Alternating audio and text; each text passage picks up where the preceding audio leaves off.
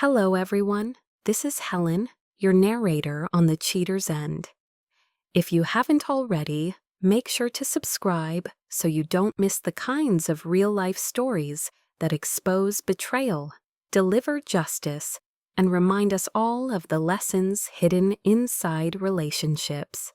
Today, let me take you into a story that begins with one shocking announcement at the dinner table and unfolds into a journey of deceit, heartbreak, and revenge that tastes sweeter than anyone could imagine.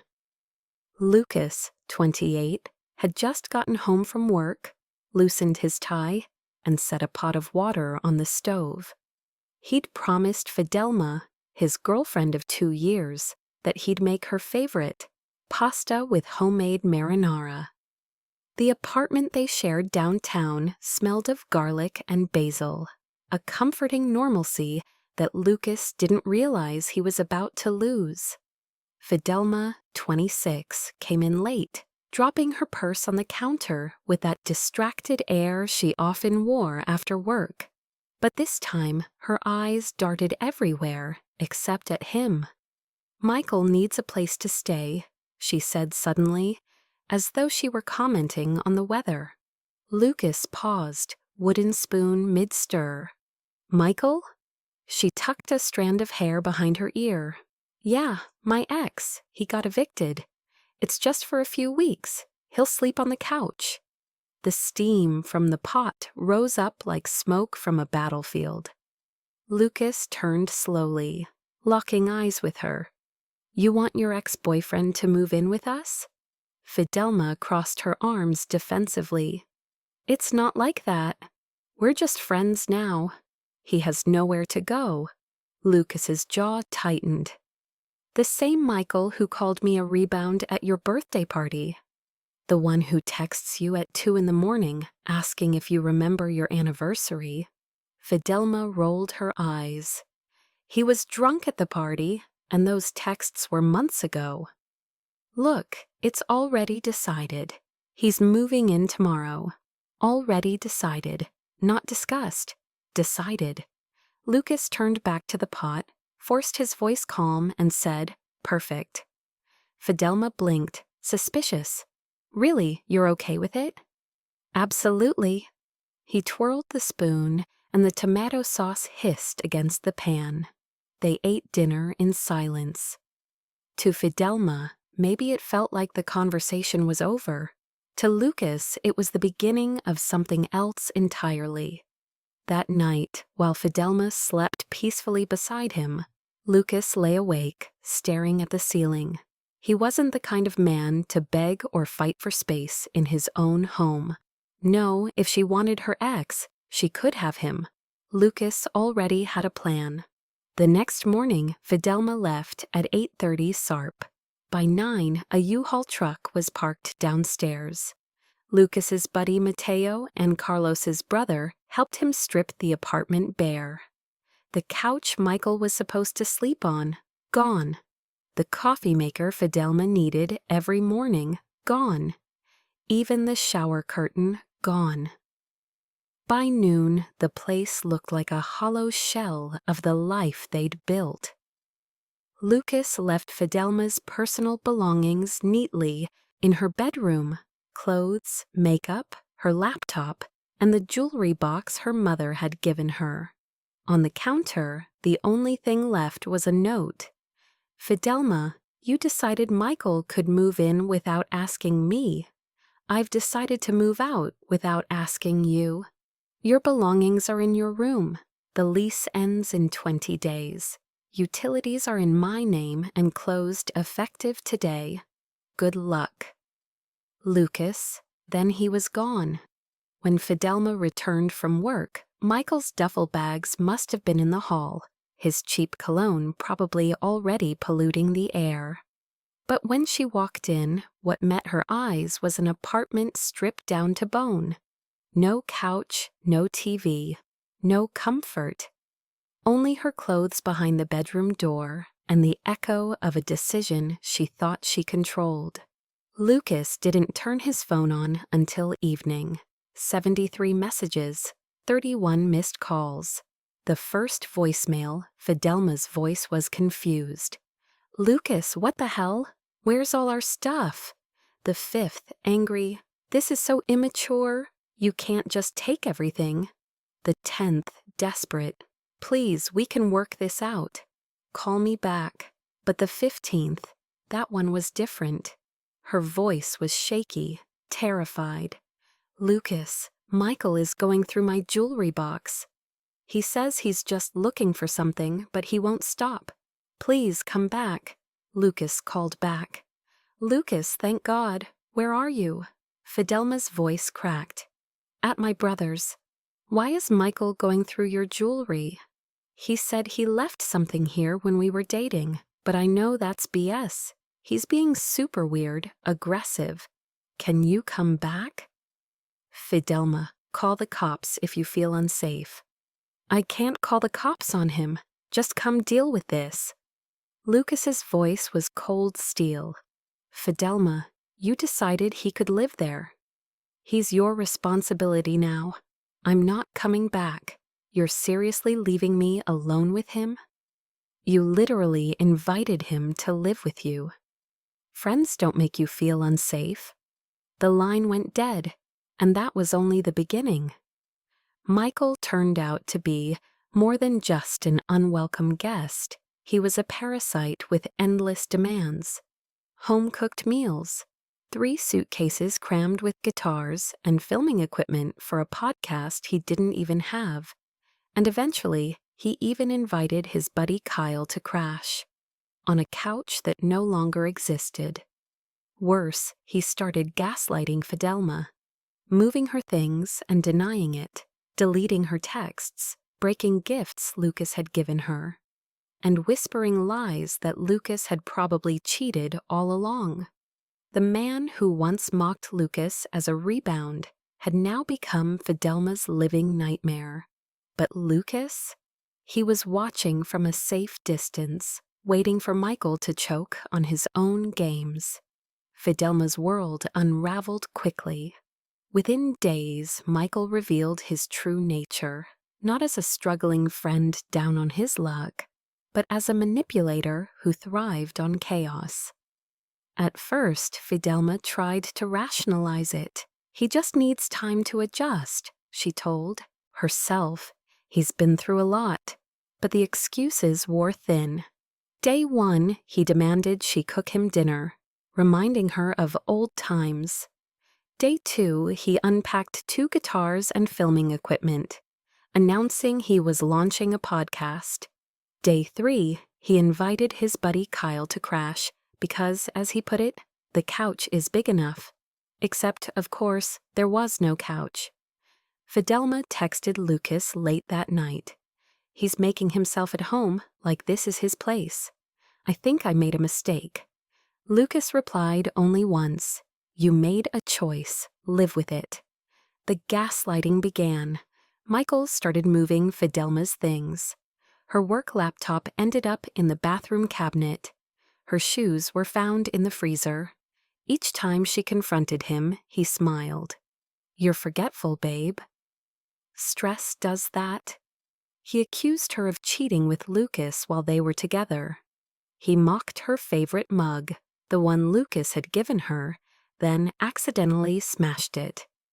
Worst of all, Michael had loud phone calls in the middle of the night, bragging about his business empire, supplements, groundbreaking nutrition solutions.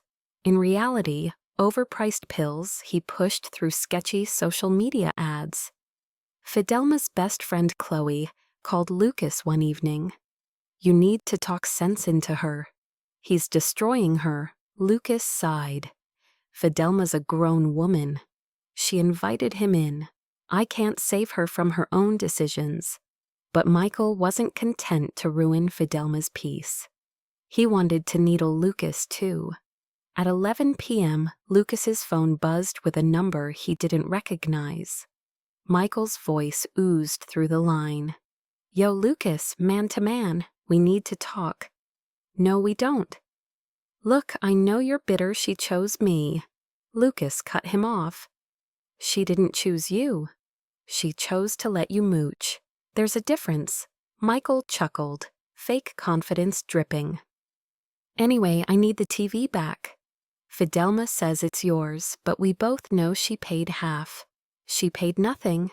I have the receipt, don't be petty. Bring it back and we can move forward. Does Fidelma know you're calling me? Silence.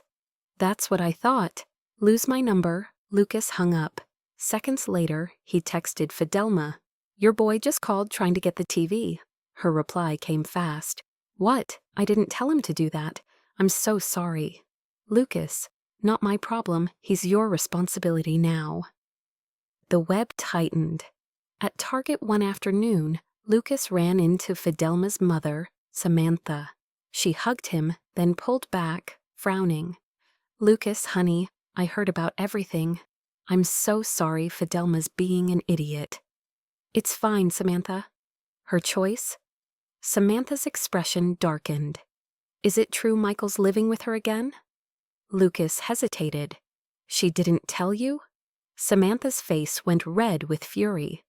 That piece of garbage gave her chlamydia. Lucas blinked. What? Samantha nodded grimly.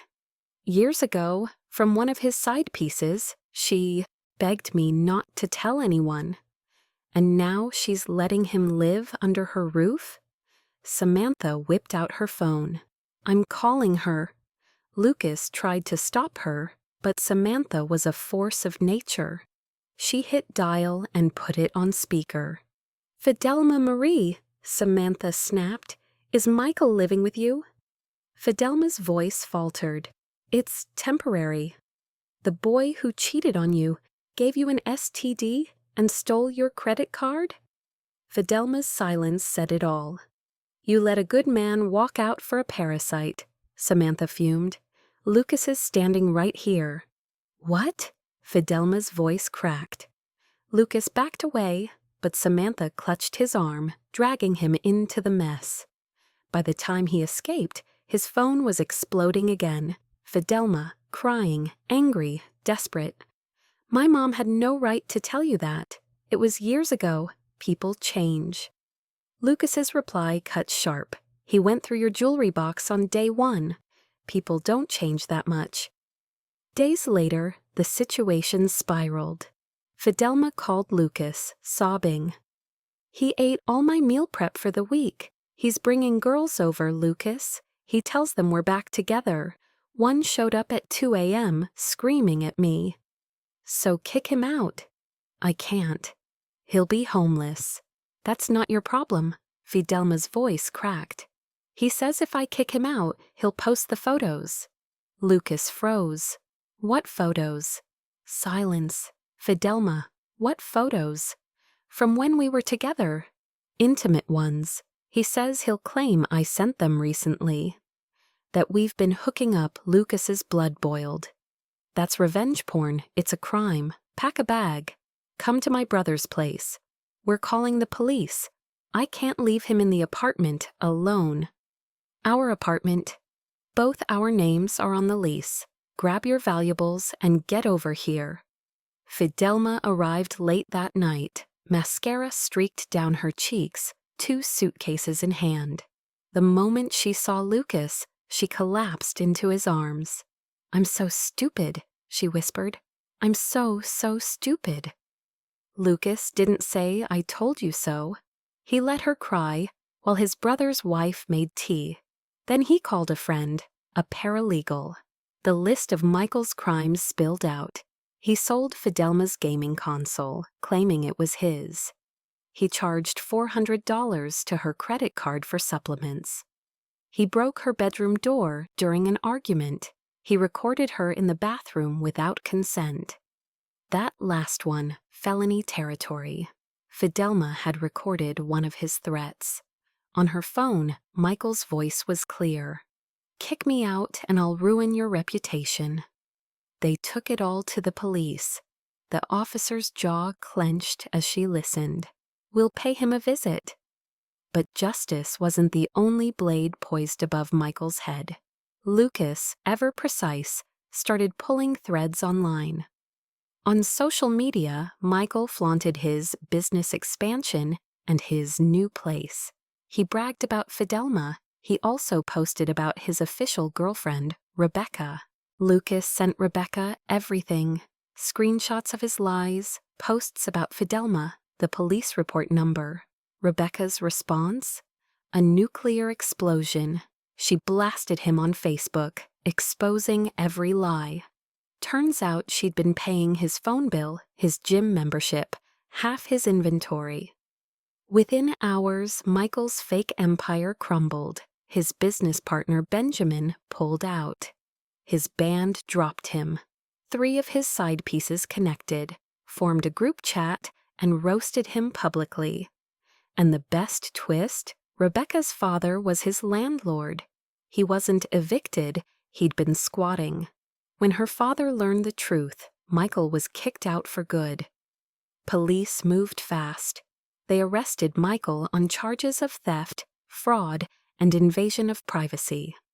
Searching his phone revealed recordings of not just Fidelma, but 2 other women. At arraignment, Michael's mother bailed him out. She even called Fidelma, begging her to drop the charges. Fidelma put her on speaker with Lucas and Chloe present. "Sweetie," Michael's mother pleaded, "he cares about you." "This is all a misunderstanding," Fidelma's voice hardened. "He recorded me in the bathroom. He was probably confused about boundaries. That's called a crime." Fidelma hung up, but Michael couldn't help himself. Out on bail, he began texting Fidelma from burner numbers. "Baby, please reconsider. Lucas brainwashed you. I'll pay you back. You owe me for the years I gave you. No one will want you after this. I made you who you are." Every message was evidence. They sent them all to the prosecutor. Within days, Michael was arrested again for violating a restraining order. This time, no bail. Fidelma moved into Lucas's brother's guest room. She started therapy. For the first time in months, she and Lucas talked honestly. "I need you to understand why I let him back in," Fidelma whispered one night. "I'm listening. When we dated, he made me feel like I wasn't enough, like I was lucky he chose me. Even after everything, part of me still believed it. When he texted for help, I felt like I owed him." Lucas touched her hand. "You didn't choose him. You chose your trauma response." "There's a difference," Fidelma cried softly, but for once, it was relief. The trial loomed. Michael strutted into court in a suit far too big, trying to look respectable. His defense was laughable. Recordings were performance art. Theft was misunderstood, and threats were taken out of context. The prosecutor played the recordings. The judge's face twisted with disgust. One by one, the women testified. Michael finally spoke in his own defense. "Big mistake. These women are jealous. Lucas poisoned them." "I'm an entrepreneur, a musician, an influencer," the judge interrupted. "Mr. Peterson, you have 47 Instagram followers and your business is defunct. Stick to facts." The courtroom chuckled.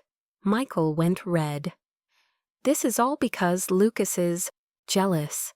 Fidelma loved me first." The prosecutor raised an eyebrow, pulling up Michael's own texts. "No one will want you after this. I made you who you are." The courtroom buzzed with tension as Michael tried to defend himself, clinging to scraps of arrogance. But the evidence was overwhelming.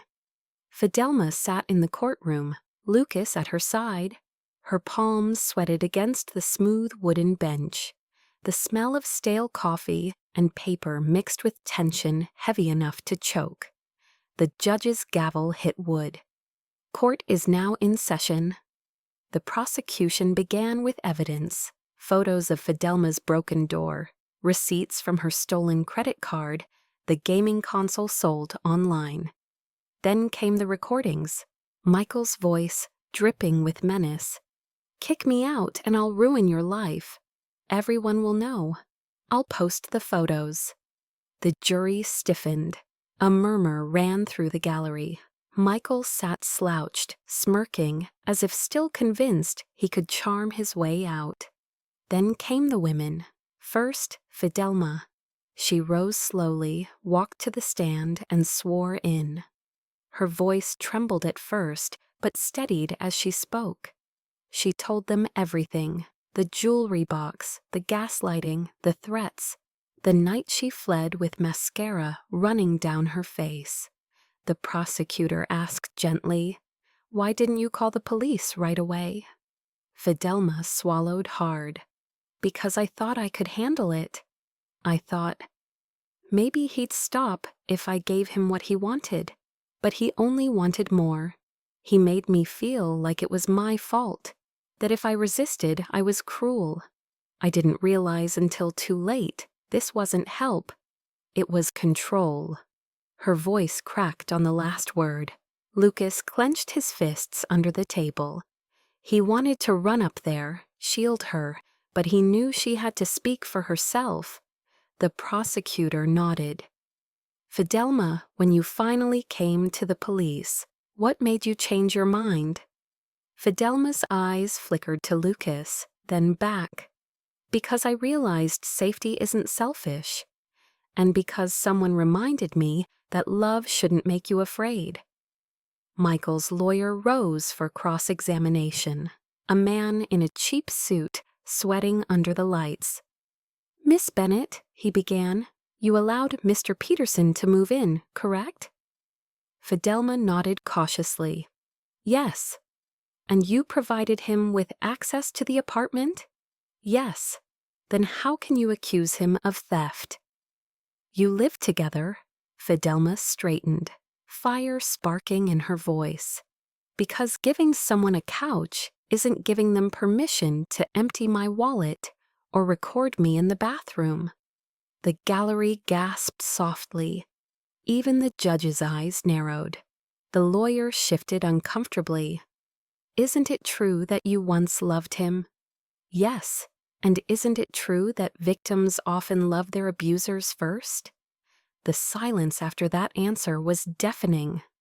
The second witness, Tara, described finding a hard drive full of recordings when she dated Michael 2 years earlier. The third, Melissa, testified about threats eerily similar to Fidelma's. Each story stacked like bricks, walling Michael in. His smirk faltered. Sweat gathered on his forehead. Finally, he insisted on testifying. Against his lawyer's advice, he strutted to the stand. "These women," he sneered, "are conspiring against me. They're jealous because I moved on. Lucas poisoned Fidelma. He's jealous because she loved me first." The prosecutor leaned forward. "Mr. Peterson, is this your text message?" "On the screen. No one will want you after this. I made you who you are." Michael stammered. "That was taken out of context. And this recording? Where you threatened to ruin her reputation. That was performance art." The jury's faces hardened. A woman in the front row shook her head in disgust. Lucas whispered to Fidelma as Michael rambled on. "He's digging his own grave." Fidelma nodded, though her eyes glistened. Watching the man who once convinced her she wasn't enough crumble under his own lies was both painful and liberating. The judge finally slammed the gavel. "Mr. Peterson, enough. Sit down, the closing arguments sealed it." The prosecutor painted Michael not as a misunderstood lover, but as a predator who thrived on manipulation, theft, and control. The defense, weak and fragmented, could barely keep pace. Hours later, the jury filed back, 12 faces, solemn, carrying the weight of judgment. The foreman stood. "We find the defendant, Michael Peterson, guilty on all charges." The courtroom erupted. Gasps, whispers, Fidelma's quiet sob of relief. Michael shouted, "This is a setup. I'll appeal. You can't do this to me." The bailiff cuffed him, dragging him away as his mother wept. The gavel struck final. Justice had spoken. But the story didn't end with a gavel. Real life never does. Fidelma and Lucas stepped out of the courthouse into crisp air. Reporters swarmed. Cameras flashed. Questions flew. "Fidelma, how do you feel?" "Lucas, do you think justice was served?" Fidelma whispered. No comment, clutching Lucas's hand like a lifeline. That night, they sat on his brother's porch, sipping tea. Fidelma's voice was soft. "It's over." Lucas shook his head. "It's not over, but it's better." The aftermath unfolded in layers. Civil suits followed. Rebecca sued Michael for the money he stole from her. Benjamin filed for fraud. The women pursued damages for the recordings. Each new case was another chain around Michael's future. Meanwhile, Fidelma and Lucas found a new apartment. Small, sunny, untouched by Michael's shadow. The first morning there, Fidelma opened the blinds and whispered, "Fresh start." Lucas cooked pancakes. They laughed when he burned one, the smoke alarm shrieking. Ordinary chaos, the good kind. At night, they talked. Deep talks, the kind they had avoided before. About trust, about pain, about healing. "I let him back in because I thought I owed him," Fidelma admitted. "But I don't owe him anything. I owe myself peace." Lucas kissed her forehead. "And you're earning it." The viral world wasn't done either. TikToks exploded with memes of Michael's trial. Clips of him claiming to be an influencer with 47 followers drew millions of laughs. Fidelma watched one with Chloe, who nearly spit her drink out. "He always wanted to be famous," Fidelma said dryly. "Now he is." Fidelma grew stronger. Therapy gave her tools. Couples counseling helped her rebuild with Lucas. Slowly, trust knitted itself back together. Not perfectly, but with scars that told a story of survival. She told her therapist one day, "I thought drama meant passion. Now I know calm is love." Michael, meanwhile, rotted in prison. His podcast dream never materialized. His name became a cautionary tale whispered online. His mother, exhausted, stopped calling Fidelma altogether.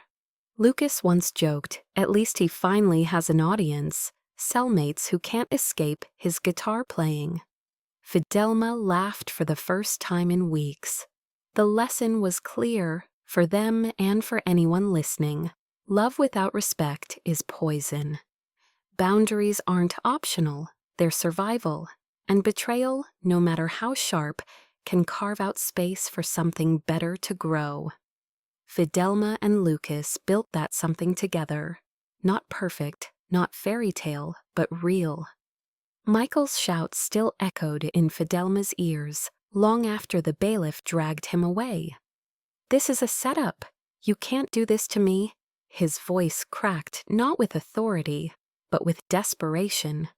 For the first time, Fidelma realized this wasn't the voice of a man in control. It was the voice of someone who had finally lost everything. Outside the courthouse, the air was crisp, almost too clean after the suffocating wait inside. Reporters swarmed like bees. Cameras flashed. A journalist shouted, "Fidelma, what's next for you? Do you feel justice was done?" Fidelma tightened her coat around her shoulders. She leaned closer to Lucas and whispered, "Let's just go home."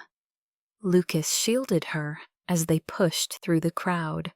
No statements, no headlines, just silence, the kind Michael never understood.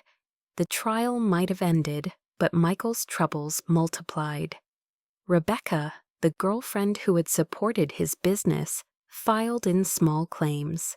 Her evidence was airtight: receipts for his phone bill, gym membership, supplements, all in her name.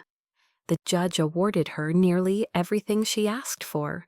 Benjamin, Michael's former business partner, sued for fraud. He claimed Michael sold the same inventory twice to different buyers. Emails, forged invoices, fake tracking numbers. Michael had left a paper trail of desperation.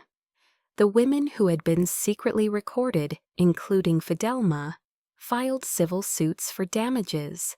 They weren't just seeking money, they wanted acknowledgement.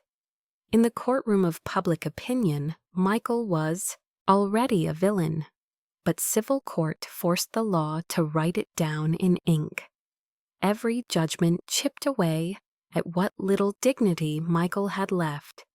By the time the last gavel fell, his Samanthats stacked higher than any empire he once bragged about building. Meanwhile, Fidelma's life was slowly stitching itself back together. Therapy became a steady anchor. At first, every session was tears, shame, questions like, "Why did I let him back in?" But over time, the questions shifted. How can I protect myself moving forward? And what does healthy love look like? One breakthrough came on a rainy Tuesday. Fidelma told her therapist, "I thought drama was passion. That if someone made me cry, it meant they cared enough to fight. But Lucas, he makes me laugh when I burn dinner. He holds me when I'm quiet. There's no chaos, and for once, I don't feel bored. I feel safe." The therapist smiled. "That's not just safety, Fidelma. That's love." Lucas and Fidelma found a small apartment with sunlight pouring through wide windows. On move-in day, Fidelma stood in the kitchen, surrounded by boxes. She touched the counter and whispered, "No ghosts here."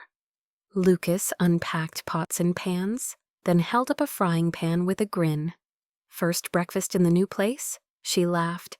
"Only if you promise not to burn it this time." They cooked together, ordinary, messy, real. And for Fidelma, that ordinariness was the sweetest freedom. The internet didn't forget Michael. Clips of the trial leaked. A TikTok showing him insisting he was an entrepreneur and influencer with just 47 followers went viral. People stitched the video with jokes, songs, even puppets. Michael became a meme, a punchline. Fidelma watched one late at night with Chloe. A creator had put dramatic music over Michael's meltdown, captions flashing. "This is a conspiracy. She loved me first." Chloe nearly choked on popcorn laughing. Fidelma shook her head. "He always wanted to be famous. Now he is, just not the way he dreamed." Months later, the women Michael had wronged formed a group chat, Michael Survivors. They decided to meet for brunch. Fidelma was nervous walking into the cafe, but as soon as she saw Tara, Melissa, and the others, something shifted. They hugged, they laughed, they shared war stories like veterans comparing scars. Tara raised her mimosa. "To surviving idiots who think manipulation is love," Melissa added, "and to reminding each other that we're not broken. We're stronger." Fidelma lifted her glass. "And to never letting anyone sleep on our couch unless they're family or paying rent." Laughter erupted. For the first time, Fidelma didn't feel like a victim. She felt like part of a sisterhood. Not everything was easy. Couples counseling unearthed wounds. Fidelma admitted, "I betrayed your trust when I chose Michael, even for a moment." "How can you forgive that?" Lucas's voice was steady. "You didn't choose him. You chose your fear. There's a difference. And forgiveness isn't about forgetting. It's about moving forward." They fought sometimes about chores, about money, about small things couples always fight about. But those fights ended with apologies, not threats, with hugs, not silence. Fidelma once said, "I used to think calm meant boring. Now I know calm is what lets passion survive." News trickled in. Michael tried starting a prison podcast, but recording devices weren't allowed. He tried forming a band, but no one wanted to listen to his out-of-tune guitar. He wrote letters, pleas, threats, manipulations, but Fidelma never opened them. She handed them to her lawyer, who handed them to the prosecutor. His reputation followed him even behind bars. Inmates mocked his entrepreneur claims. Guards kept an eye on him after complaints about his behavior. The man who once thought the world owed him now had nothing but time and 4 gray walls. One evening, Fidelma sat at the new apartment's balcony, city lights twinkling below. She told Lucas, "I wasted years thinking his chaos was love, but now I know. Love doesn't destroy, it builds. Love doesn't demand silence, it invites truth. If I could talk to anyone going through what I did, I'd tell them, leave sooner. You don't owe them your peace." Lucas squeezed her hand. "And you don't have to say it alone. We'll say it together." And so the story ends not with Michael's voice, but with Fidelma's strength. Michael, once so loud, is silenced by the consequences of his actions. Fidelma, once silenced, now speaks with clarity. Lucas, steady and patient, shows that real love is not chaos but calm. For everyone listening, the lesson is clear. Love without respect is not love. Boundaries are not selfish, they are survival. And betrayal, however painful, can be the beginning of something better. If someone threatens you with intimate photos, don't negotiate. Call the police, protect yourself, document everything. Justice may be slow, but silence only feeds predators. Fidelma and Lucas's story reminds us that walking away is not weakness, it's wisdom.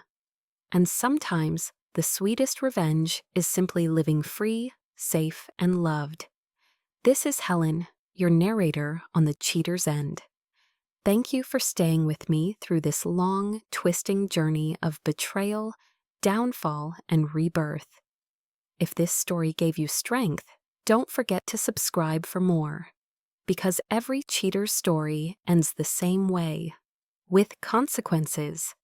Until next time, stay strong, stay wise, and never mistake chaos for love.